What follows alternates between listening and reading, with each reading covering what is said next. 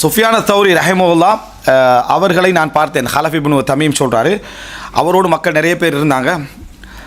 அப்போது இமாம் சுஃபியான தௌரி யோசிக்கிறாரு, இன்னா லில்லாஹ், அல்லாஹ்வுக்கே என்ன நாம் திரும்பி செல்ல இருக்கிறோம். அஹாஃப் யகூன் அல்லாஹு கத் ضيع هذه الامه حيث احتاج الناس الى مثلي, என்னை போன்றவர்களுக்கு தேவைப்படுகின்ற அளவில் இந்த உம்மத்து இப்படி ஆகிட்டேன்டா, இந்த உம்மத்தை அல்லாஹு தஆலா தண்டிக்க நாடி விட்டான் அப்படின்னு நான் நினைக்கிறேன். அப்படி தண்டிக்க நாடி விட்டான் அவர் சொல்லக்கூடிய என்னன்னா, இந்த உம்மத்து நிறைய பாவம் என்ன செய்து பிழை விடுகிறது, என்னை போன்றவர்களுக்கு தேவையுடையவர்களாக என்ன ஆகிவிட்டார்கள் என்பதை நினைக்கின்ற பொழுதுன்னு சொல்லி.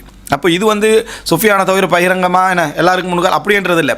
அந்த ஹலஃப் இப்னு தமீம்கிட்ட என்ன அவர் கேட்குற அளவுக்கு என்ன செய்கிற சொல்கிறீங்க, இவ்வளோ மக்கள் நம்மகிட்ட வார அளவுக்கு என்றா இந்த உம்மத்தை என்ன அல்லாஹு தாலா அழிக்க நாடி விட்டானோ அல்லது என்ன தண்டிக்க நாடி விட்டானோ என்று நினைக்கிறார் சுஃபியான தௌரி. காரணம், அவர் எத்தனை முறை சொல்லிக்கிறாரு, கனவு காண்டக்கூடியவர்கள் சொன்னால் என்ன சுஃபியான தௌரி என்ன சொல்லுவார், கனவு காண்றவரை விட என்னை பற்றி எனக்கு என்ன தெரியும்.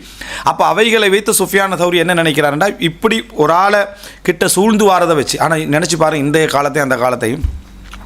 இன்றைக்கு ஒரு மாநாடு கூட்டுறோம், நம்ம மாநாட்டில் உரை நிகழ்த்துறோம், 30,000 பேர் கூடிக்கிறாங்க. அல்ஹம்துலில்லாஹ், இதா ஜா நஸ்ருல்லாஹி வல் ஃபத், அந்த வசனத்தை ஓதுறது என்னது, அல்லாஹ்வுடைய உதவி மக்கா வெட்டி வந்தது. இது அல்லாஹ்வுடைய உதவி என்று நினைக்கல சுஃபியான தௌரி இருக்கிறவோட காட்டுன்னு என்ன நினைக்கிறான்னு, அல்லாஹு தாலா இந்த உம்மத்தை இப்படிப்பட்ட ஒரு பாவியின் பக்கம் தேவைப்படுகின்ற அளவுக்கு ஆக்கிட்டான்னா அல்லாஹ் இந்த சமுதாயத்தை என்ன தண்டிக்க நாடுகிறானோ என்று தான் நினைக்கிறாங்களே தவிர, அப்படின்னா இந்த இதில் அரபுலகெல்லாம் விடுங்க, தமிழ் உலகத்தில் யார் என்னத்தை நினைக்க விளங்கிட்டா. அந்த அளவுக்கு சொல்லப்போனால் அல்லாஹு தாலா அது சரியாக பிள்ளைன்னு எனக்கு சொல்ல தெரியலை, க்ரௌடை ஒரு இடத்துக்கு கூட்டி அதிகமாக வச்சு விட்றான்னு சொன்னால் சோதனை தான் அர்த்தம், உச்சகட்டமான ஒரு சோதிக்கப்படுற அர்த்தம். ஏன்னா இந்த சமுதாயத்தில் தக்குவாவுடைய இஹ்லாஸுடைய நேர்மையான எத்தனையோ அறிஞர்கள் இதை விரும்பாமல் அது தேவைப்படாமல் தனிமையில் என்ன இருந்து கண்டு நல்ல மார்க்கப்பட்டோம், எங்களுக்கு தெரியும் நல்ல விளக்கம் அவர்கிட்ட இருக்கிறது, நல்ல அறிவிருக்குன்னு தெரியும், பேச்சாற்றல் மட்டும் என்ன இல்லை.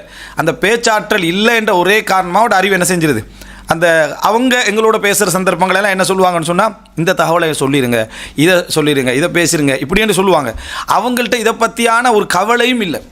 அப்போ இதெல்லாம் எப்படிப்பட்ட ஒரு சோதனையாக மறுமையில் இருக்கும். இதில் உள்ளத்துக்குள்ளே அந்த முஆலஜத்து நஃப்ஸை நம்ம சொல்கிறோமே, அந்த உள்ளத்துக்குள்ளே நிச்சயமாக இது அல்லாஹ்வுடைய ஒரு சோதனைன்னு ஒருத்தன் விளங்கலேன்னு வைங்க. இந்த பாயிண்ட்டை அல்லாஹ்வுடைய சோதனைன்னு விளங்கலேன்னா அது பெரிய ஆபத்து. ஏன்னா ஒரு வார்த்தையில் அல்லாஹ் பிடிச்சிருவான், உள்ளத்துக்குள்ளே இல்லாது விட்டாங்க. மூசா அலைஹிஸ்ஸலாம் அல்லாஹ்வுடைய தூதர், வஹி இறங்குது, அங்கே ஒரு சோதனை ஏற்படுத்துறதுக்கு சைத்தான் ஒரு வேலை செஞ்சான் தானே.